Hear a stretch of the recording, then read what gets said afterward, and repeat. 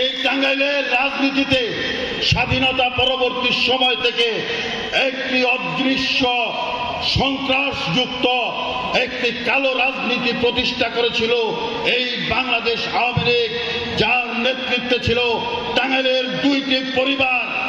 একটি পরিবার টাঙ্গাইলের সেই ধিকৃত সেই খুনি খান পরিবার, আর একটি পরিবার সেই টাঙ্গাইলের দুর্নীতিবাদ ভূমিদস্যু সন্ত্রাসী সিদ্দিকী পরিবার।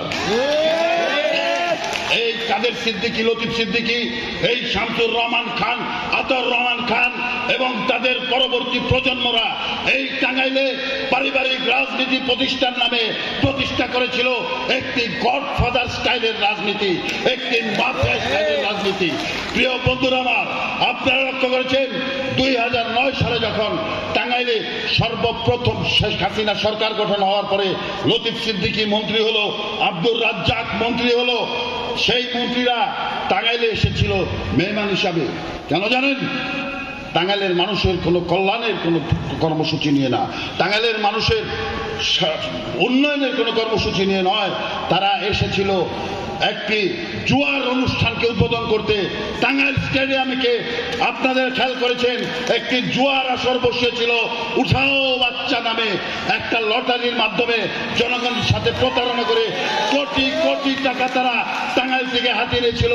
প্রিয় বন্ধুরা আমার, আজকে যারা বাংলাদেশের জনগণ সাধারণ মানুষ ভোট কেন্দ্রে গিয়ে ভোট দেয়, সেদিন স্বপ্ন দেখে আমাদের যারা নেতা হবে তারা আমাদের কল্যাণে নিজেদেরকে নিয়োজিত করবে, কিন্তু তারা জনগণের কল্যাণে না গিয়ে জনগণের শোষক হিসাবে জনগণের উপর জুলুম চাপিয়ে দিয়ে তারা টাঙ্গাইলের রাজনীতি প্রতিষ্ঠা করেছে।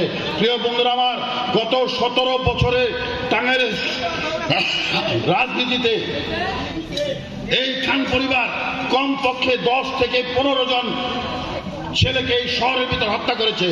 আজকে টাঙ্গাইলের বিভিন্ন এলাকায় খুন তারা খুন করেছে, এমনকি তারা আমাকেও খুন করার ষড়যন্ত্র করেছিল। আল্লাহর রহমত এবং আপনাদের দোয়ায় সেই ষড়যন্ত্র ব্যর্থ হয়েছে। আজকে শত শত মানুষের রক্ত পেরিয়ে তারা হাজার হাজার কোটি টাকা বিত্ত বৈভব সৃষ্টি করেছে। কিন্তু প্রিয় ভাইরা আমার, আপনাদেরকে মনে রাখতে হবে, রাজনীতি এমন একটি যুদ্ধক্ষেত্র যেখানে অন্যায় অপকর্মের মধ্য দিয়ে সাময়িক প্রতিষ্ঠা লাভ করা যায়, কিন্তু স্থায়ী প্রতিষ্ঠা লাভ করা যায় না। যার কারণে আজকে টাঙ্গাইলের ওই খুনি খান পরিবার যারা লক্ষ লক্ষ কোটি কোটি টাকা লুট করে মানুষের ভূমি দখল করে ভূমিদস্যু হয়ে মানুষের লুটপাট করে টাকা বানিয়েছিল, টাঙ্গাইলের মানুষ আজকে তাদেরকে টাঙ্গাইল থেকে বিতাড়িত করেছে। এটাই রাজনীতির নির্মম সত্যি, এটাই রাজনীতির পরিণতি।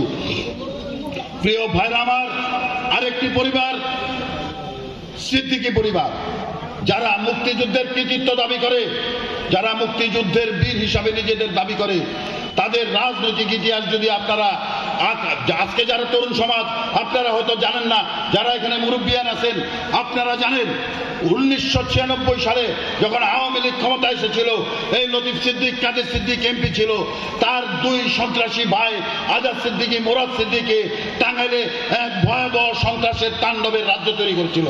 তারা ভূমি দখল, টেন্ডারবাজি, মানুষের উপরে অন্যায় অত্যাচার, পরিবহন সেক্টরের চাঁদাবাজি সহ বিপুল অন্যায় অপকর্মের মাধ্যমে অর্থের মালিক হয়েছে।